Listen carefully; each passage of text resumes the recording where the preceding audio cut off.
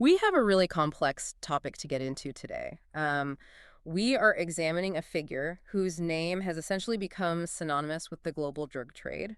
We are going to be analyzing the life of the operations and the really far-reaching aftermath of Pablo Emilio Escobar Gaviria. Yes, it is a massive subject. It is. And for those of you listening, we want to be very clear from the start about our mission with this comprehensive analysis.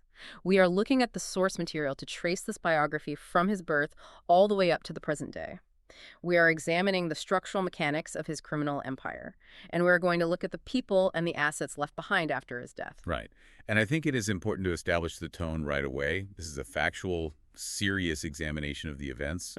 We are looking at a case study of what happens when massive criminal power collides with state authority and politics. Exactly. We are not here to glorify anything. We are strictly looking at the data and the historical record. And you really have to look at the numbers to even begin to grasp the scale of what we are talking about here. The financial magnitude is usually the first thing that shocks people who study this. It is staggering.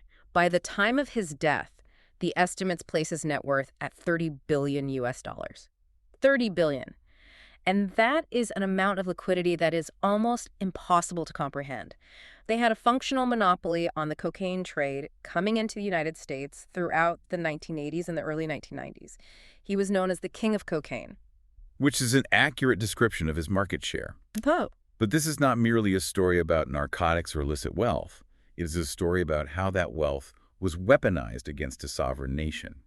We are talking about the use of terror as a political instrument. Right. And that is why we need to examine the entire trajectory, because the aftermath, the legacy he left behind, is just as important as the years he was in power. And we are definitely going to spend a significant amount of time on that aftermath later on, including some very strange ecological legacies involving invasive species. But to really understand this, we need to start at the beginning. We need to look at the origins. I agree. The early years are crucial for context. So Pablo Escobar was born on December 1st, 1949. This was in Rio Negro, which is in the Antioquia department of Colombia. And his background actually contradicts a lot of the myths that tend to surround him. There is a common narrative that he rose from absolute destitute poverty in the streets. But the records show he was the third of 7 children in a relatively stable working-class environment. Right. His father was a farmer. Yes, a farmer, and his mother was a school teacher. This was a family with Spanish origin, specifically from the Basque Country, and they had some Italian roots as well. They were not wealthy by any means, but they had a foundation. They were not starving. They grew up mostly in the neighboring city of Medellin. And when you look at his education, there's a really interesting contradiction. The records indicate he dropped out of high school in 1966. This would have been just before his 17th birthday. He did return a couple years later to try and finish, but he eventually drifted away from formal schooling completely. But the ambition was already there, wasn't it? I mean, even without the formal education. Well, absolutely. The ambition is a defining characteristic very early on. Despite dropping out, there are records showing he actually forged a high school diploma. Wow. And he even briefly attended college. He had these very lofty stated goals. He told people he wanted to become a criminal lawyer or a politician. He even mentioned wanting to be the president of Colombia. So the drive for power was there from the start. Yes. But financial constraints and his own impatience forced him to abandon those academic paths. It shows that the desire for high social status was present long before he had the criminal infrastructure to actually achieve it. So without the degree, he turns to the streets. But he didn't start out as a drug kingpin. The entry into criminality was a gradual escalation. It usually is. He started with crimes of opportunity. The sources talk about selling illegal cigarettes, selling fake lottery tickets, and then moving up to motor vehicle theft. It follows a very standard progression for organized crime figures. You start with low-level fraud and street hustles before graduating to more complex operations. But there is one specific detail from this early period that I found incredibly striking. It involves tombstones. Yes, that is a very telling detail. The reports state that one of his early rackets was stealing tombstones from local cemeteries. His gang would take them, sandblast the original inscriptions off completely, and then resell the blank stones to other families. It is a grim operation. Yeah. But analytically, it speaks to a severe pragmatism. It demonstrates a willingness to violate very deep-seated societal taboos for a relatively small profit. Ugh. It is an early indicator of his ruthlessness. And that ruthlessness escalated very quickly. By the early 1970s, he had moved far beyond fake lottery tickets. He escalated to kidnapping. Which requires a completely different level of organization and a willingness to commit severe violence. Exactly. The most notable case the sources cite from this era is the kidnapping of a businessman named Diego Echevarria. This was in the summer of 1971. Escobar and his crew took him and demanded a ransom from the family. And the family did pay. They delivered a $50,000 ransom. But the victim was still killed. He was. And this event is a crucial pivot point in the timeline. The Echevarria kidnapping did two things for Escobar's gang. First, it gave them a dark sort of notoriety in the criminal underworld. And second, it provided them with capital. At $50,000. Right. That ransom gave them significant liquidity at the exact moment that the cocaine trade was beginning to spread across Colombia in the mid-1970s. It served as the seed money for the cartel. So the timing was essentially perfect for him. The mid-70s saw this massive shift in the illicit market from marijuana to cocaine as the primary export. And so in 1976, Escobar officially founded the Medellín Cartel. But the transition was not entirely smooth. He faced a major legal hurdle almost immediately. Right. In May of 1976, he was arrested. This arrest is a vital piece of the historical record because it perfectly illustrates his methodology. He was caught returning from Ecuador. He had 39 kilograms of cocaine hidden inside the spare tire of the vehicle. 39 kilos is a substantial amount for that time. It was. And he was apprehended by the Colombian security service, the DAS. Now, normally this is where a criminal hires a lawyer and prepares for a trial. But that is not what Escobar did. This is where we see him begin to actively dismantle the judicial system. He immediately attempted to bribe the judges handling his case. And it worked, didn't it? He managed to manipulate the system to have the first judge in the lawsuit changed. Then he successfully bribed the second judge, which resulted in his release. But the most critical aspect of this event is what happened afterward. The retribution. Exactly. The two arresting officers from the DAS were later assassinated. And this established the core doctrine of his entire operation, what became known as plata o plomo. Silver or lead. It is a terrifying concept. It was a highly effective strategy of coercion. It wasn't just simple bribery. It was a binary choice presented to police officers, judges, and government officials. You either accept the money, which is the silver, or you face assassination, which is the lead. There is no middle ground. None. It completely removes the possibility of honest public service. You were either corrupted and working for the cartel, or you were dead. It systematically forced the state apparatus to either facilitate his business or be violently dismantled. And with that system of corruption and terror in place, the cartel was able to expand at an unprecedented rate. They established the very first major smuggling routes. They were sourcing the paste from Peru and Bolivia, bringing it into Ecuador and Colombia for processing, and then pushing the final product up to the United States. But moving that volume of product across international borders requires serious logistical infrastructure. Which brings us to the Bahamas. Specifically a place called Norman's Cay. Norman's Cay was perhaps their greatest logistical advantage during the early expansion. It is a small island in the Bahamas located roughly 350 kilometers southeast of the Florida coast. So it's incredibly close to the target market. Yes. It functioned as a dedicated transshipment point. This was a collaboration with another cartel co-founder, Carlos Later. And they essentially took over this entire island. The sources describe the infrastructure they built there. They had a kilometer-long airstrip. They had a functioning harbor. They took over a hotel to house their personnel. And they built specialized refrigerated warehouses, specifically for storing the cocaine before the final flight to Florida. It was a fully operational industrial logistics center. It was a revolving door for smuggling aircraft. Now, there is some debate in the historical record about who actually owned Norman's Cay, right? There is some dispute over the exact ownership details. Escobar obviously invested a massive amount of capital into the operation. However, his brother later claimed in his accounts that the island was technically Carlos Later's sole venture. But regardless of whose name was on the deed, it served the cartel's purposes perfectly. It did. It bridged the geographical gap between the South American processing labs and the lucrative U.S. market.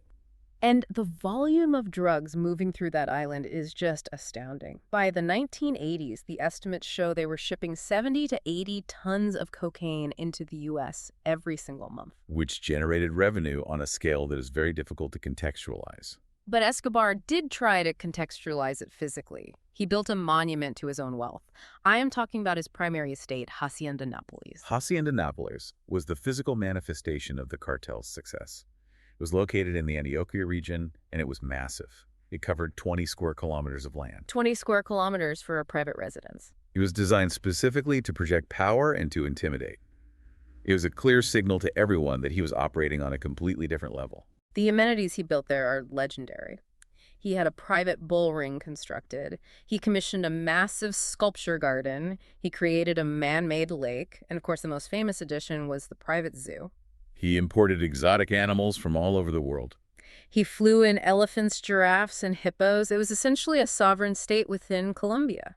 And while he was building this fortress of immense luxury, he was also engaged in a very calculated public relations campaign. He understood the political landscape. He knew that to survive long-term, he needed the support of the local population. Which brings us to the Robin Hood persona. Yes, he spent millions of dollars on community works. He funded the construction of entire housing complexes for the poor in the neighborhoods of Medellin. He built public parks, football stadiums, hospitals, schools, and even churches. And because of this, the local residents started calling him the Paisa Robin Hood, Paisa being the term for people from that region. But this philanthropy was highly tactical. It wasn't purely altruistic.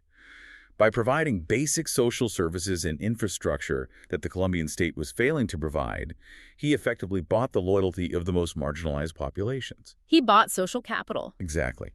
And that social capital translated into a formidable layer of protection. If the police or the military came into those neighborhoods looking for him, the community would actively hide him or provide early warnings. They protected him. Yes. It also fed his deep-seated ego and his political ambitions. He wanted to be revered just as much as he wanted to be feared. And those political ambitions actually materialized. He decided he wanted to step out of the shadows and be a legitimate public figure. In 1982, he ran for office and was elected as an alternate member of the Chamber of Representatives representing the Liberal Party. That election victory provided him with two incredibly valuable assets. It granted him parliamentary immunity from prosecution, and it gave him a diplomatic passport. Which, for a man running a global smuggling ring, is the ultimate prize. It was an immense strategic advantage, but it also carried a significant risk. By stepping into the public political arena, he exposed himself to intense national scrutiny. Journalists and rival politicians began demanding to know the source of his massive wealth. And his cover story was just absurd. He publicly claimed that his entire fortune was generated by a bicycle rental company that he had founded when he was 16 years old. A claim which was transparently false to anyone paying attention. And this foray into legitimate politics was ultimately his undoing. It placed him directly in the crosshairs of some very principled politicians. Specifically, the Justice Minister Rodrigo Lara Bonilla and the prominent Liberal Party leader Luis Carlos Galán. They were not going to accept the bicycle rental narrative. Not at all. They viewed him as a direct threat to the integrity of the state.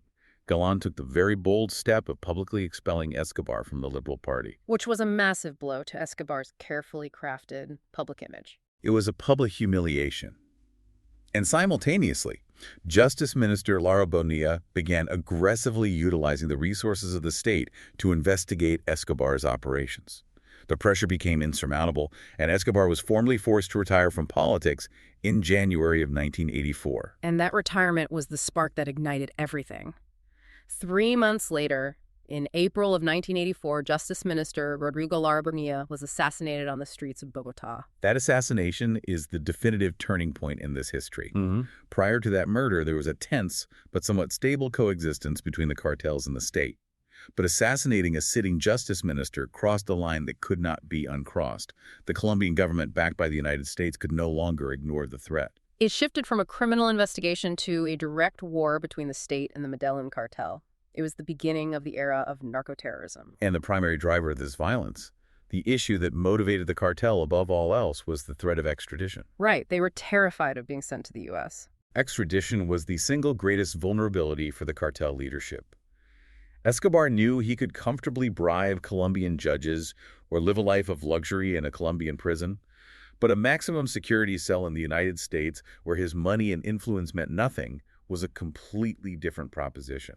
They even formed a group specifically to fight this. They called themselves Los Extraditables, and their public motto was, "Better a grave in Colombia than a jail in the U.S." And they were willing to tear the country apart to ensure that motto held true. Which leads us to one of the darkest events in Colombian history, the Palace of Justice siege in 1985. This is a highly complex event with multiple actors. A left-wing guerrilla group known as the M19 stormed the Supreme Court building in Bogota, taking hundreds of hostages, including the Supreme Court justices. Now, the sources point to a very specific connection between Escobar and this siege. Virginia Vallejo, who was a journalist and at the time Escobar's lover, later testified that Escobar had personally financed the M19 operation. The primary allegation is that his financial backing was provided with a specific objective: to locate and destroy all the criminal files and evidence regarding the pending extradition cases against cartel members. The military response to the siege was massive, and the result was an absolute catastrophe. The building caught fire and over 100 people died. And critically, half of the Supreme Court justices were killed in the crossfire. It was an unprecedented assault on the highest level of the nation's judiciary. It demonstrated that no one and no institution was safe. And the violence only escalated from there. As we move into 1989, the cartel launched a campaign of sheer terror. In August of that year, they assassinated the presidential candidate Luis Carlos Galan, the same man who had expelled Escobar from the political party years earlier. Galan was heavily favored to win the presidency, and he was a staunch advocate for extradition. His murder was a direct attack on the democratic process. But they didn't stop at political targets. The attacks became completely indiscriminate. Later that year, they planted a bomb on a commercial airliner, Avianca Flight 203. The intended target of that bombing was Cesar Gaviria, who was Galan's political successor and the new presidential candidate. But Gaviria wasn't on the plane. He had missed the flight. But the bomb detonated anyway. The aircraft was destroyed in midair, and all 107 people on board were killed, including 2 American citizens, which is a detail that forced the United States government to become much more directly involved in the conflict. It shifted the U.S. perspective from viewing this as a drug trafficking issue to viewing it as an international terrorism issue. And shortly after the Avianca bombing, there was another massive attack. A truck bomb was detonated outside the DAS building, the headquarters of the Colombian Security Service. That blast killed dozens of people and injured hundreds more. Whole city blocks were damaged. The strategy behind these attacks was not simply retaliation. It was a calculated campaign of mass terror designed to break the will of the government and the civilian population. The objective was to force the state to constitutionally ban the practice of extradition simply to make the violence stop. And the really troubling part is that, in a way, the strategy worked. It forced the government to the negotiating table. In 1991, Escobar agreed to surrender to the authorities. But the terms of this surrender were just unbelievable. He agreed to surrender in exchange for a reduced sentence and the absolute guarantee that he would not be extradited. Because right around that same time, the new 1991 Constitution officially prohibited the extradition of Colombian citizens. There were, and still are, very strong suspicions among historians and investigators that cartel money and the sheer weight of the terrorist campaign heavily influenced the drafting of that constitutional clause. So the government gets their surrender, Escobar goes to prison. But we have to talk about this prison, because it wasn't a prison in any normal sense of the word. It was a facility called La Catedral. Calling it a prison is a vast overstatement. It was a luxury compound that Escobar negotiated the right to build himself to his own specifications. The details of La Catedral are surreal. It was situated on a mountain overlooking Medellín. Inside the compound, he had a full-sized football pitch built. There was a fully stocked bar. He had a jacuzzi installed. There was a natural waterfall on the property. And he also had a giant, completely custom-built dollhouse constructed on the grounds. Right, a dollhouse. Yes. It was built specifically for his young daughter for when his family came to visit him. The facility was staffed by guards that he had personally approved. The perimeter was secured by the Colombian military, but they were not allowed inside. So he is completely insulated. He is protected from rival cartels by the military. He is legally protected from extradition by the new constitution, and he's living in absolute luxury. And most importantly, he was still in command. The intelligence soon confirmed the reality of this situation. He was continuing to run the global operations of the Medellín Cartel from inside La Catedral. He was conducting business meetings, arranging shipments, and managing his finances without any interruption. The situation finally reached a breaking point when the government received credible intelligence that Escobar had summoned several of his criminal associates to La Catel and had them tortured and murdered inside the prison walls over a financial dispute. That was the final embarrassment for the state. They could not allow a sovereign government facility to be used as an execution chamber for a cartel. Ugh. In July of 1992, the government formulated a plan to move Escobar from La Catedral to a standard, high-security military prison. But as we've seen, Escobar's intelligence network was vast. He had officials on his payroll everywhere. He discovered the transfer plan before it could be executed. And on July 22, 1992, he simply walked out of La Catedral and escaped into the surrounding mountains. And that escape triggered the final massive manhunt. The dynamics of this search were very different from before. You had the official government response, which was the search block. This was a highly trained special unit of the Colombian National Police, created specifically to hunt down cartel leadership. They were receiving significant technical and intelligence support from U.S. agencies.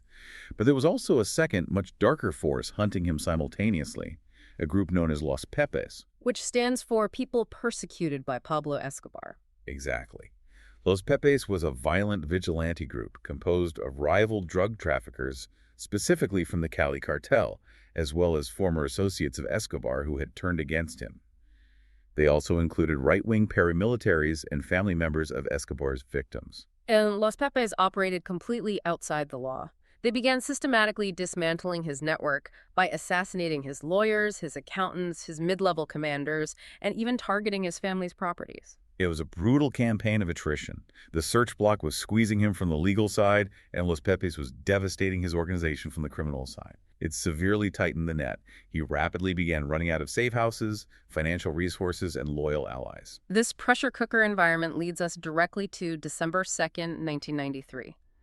This was exactly one day after Escobar's 44th birthday. He had been pushed out of his rural strongholds and was hiding in a completely unremarkable middle-class neighborhood in Medellín. He was isolated, and he made a critical, fatal error. He did. Despite knowing that the authorities were utilizing advanced radio direction finding equipment, he stayed on a telephone call with his family for far too long.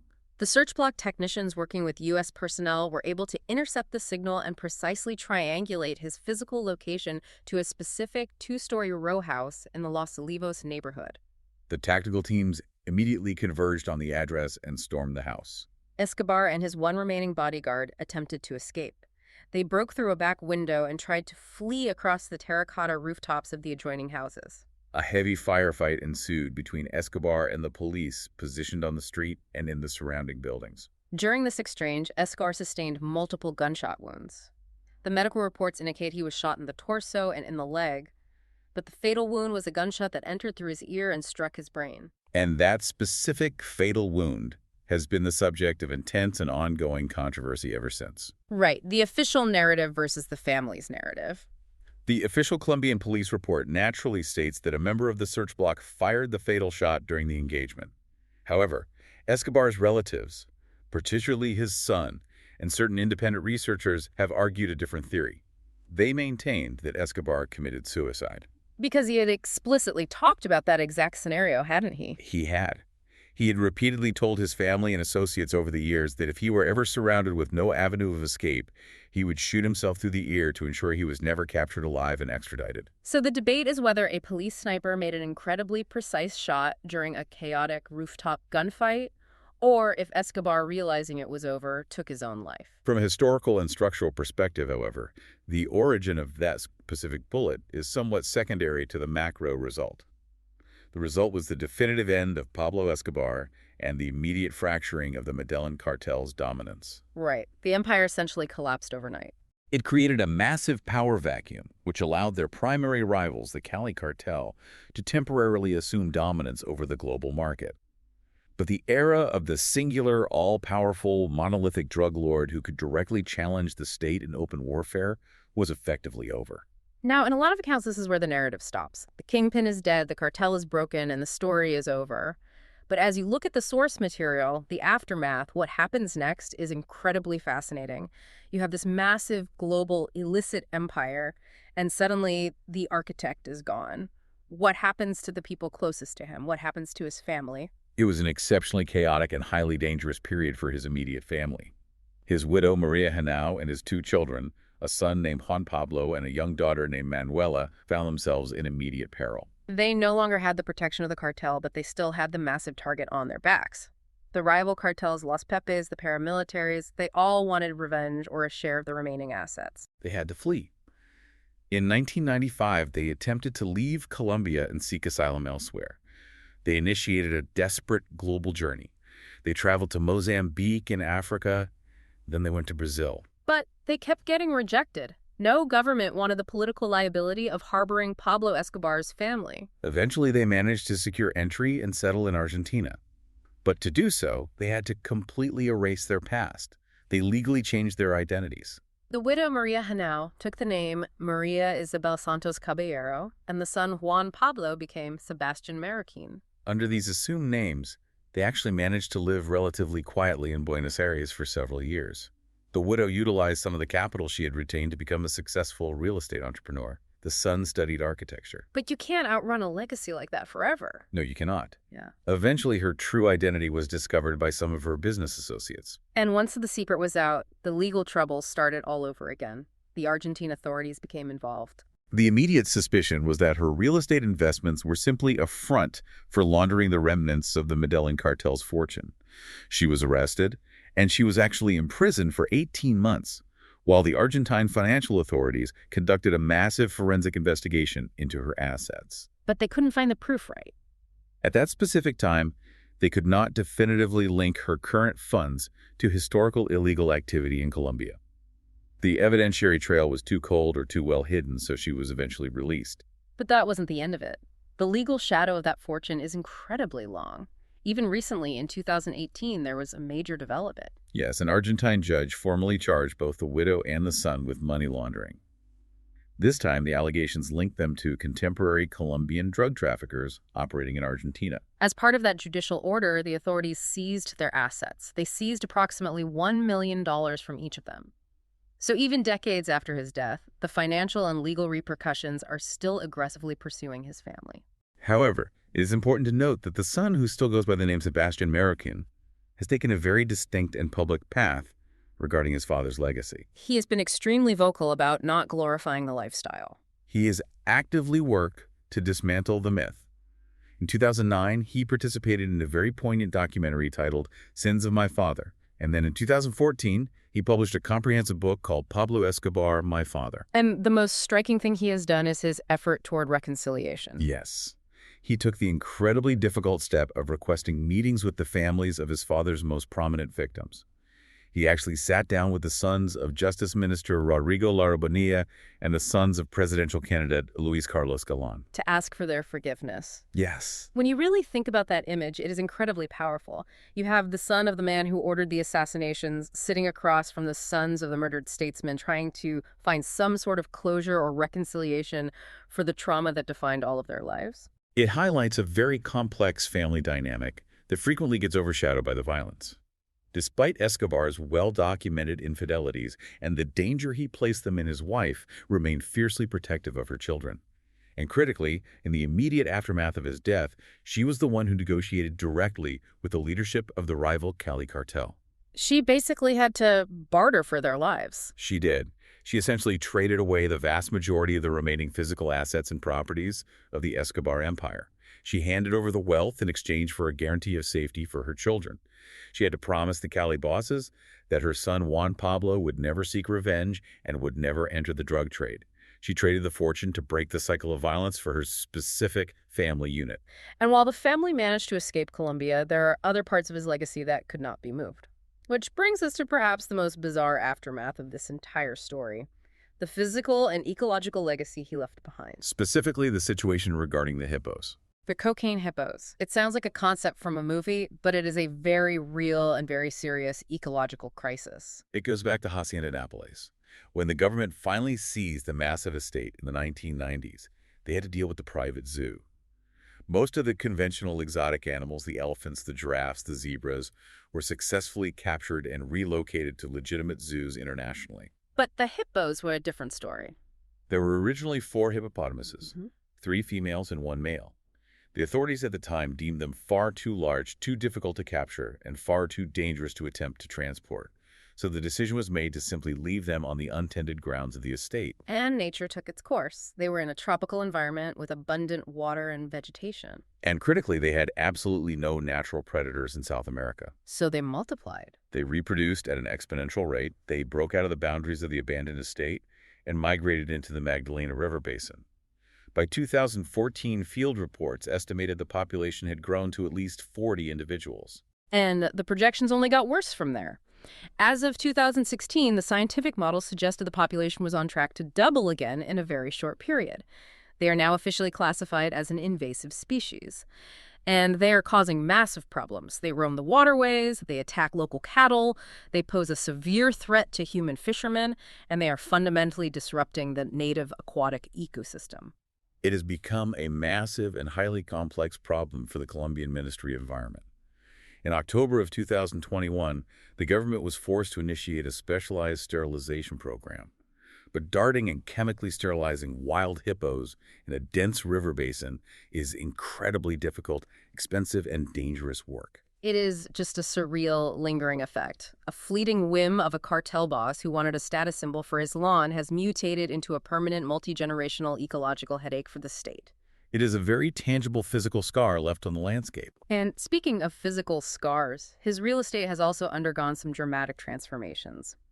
That massive estate, Hacienda Nápoles, was eventually handed over to a private company and converted into a massive public theme park, complete with water slides and hotels. Which is certainly a strange way to repurpose a narco fortress. But other prominent properties were not preserved. They were intentionally destroyed to erase the legacy.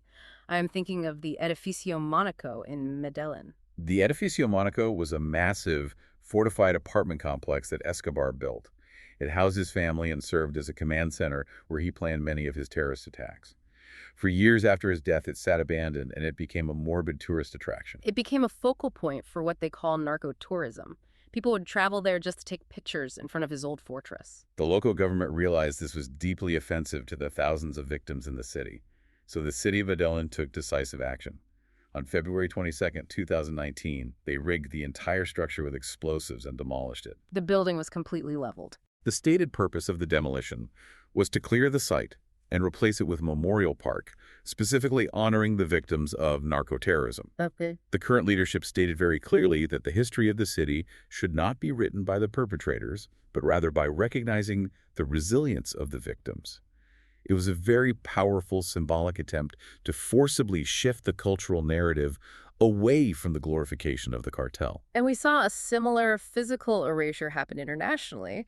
Escobar had secretly purchased a massive waterfront mansion in Miami Beach, Florida. That property was eventually identified and seized by the United States government during the crackdown. It sat empty for years until it was purchased by a private buyer who owned a chain of chicken restaurants. He bought it specifically to demolish it and build a modern home. But the interesting detail is that during the demolition process, the construction crews discovered secret compartments. They found hidden safe holes built directly into the concrete floors and the walls. Though, according to the reports, one of the heavy metal safes had apparently been stolen off the site before the new owners could open it. But it just speaks to the sheer volume of illicit cash that was flowing through that organization. They had to build physical infrastructure into the foundations of houses in other countries just to hide it. It highlights the vast scale of the shadow economy he created. Which brings us to the final area we need to examine today. How does society process a figure like this after the fact?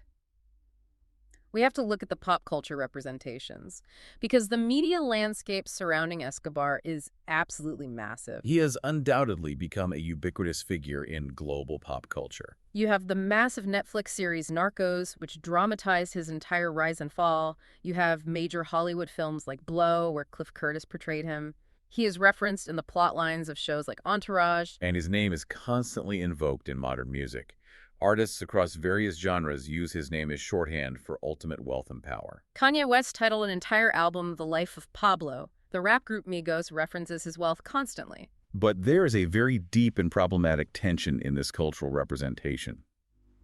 While international pop culture, particularly the Hollywood and music industries, often glamorizes the Kingpin lifestyle, the reality in Colombia is entirely different. The nation has spent the last 3 decades desperately trying to shed that association. Right. They are dealing with the actual trauma while the rest of the world watches it as entertainment. Exactly.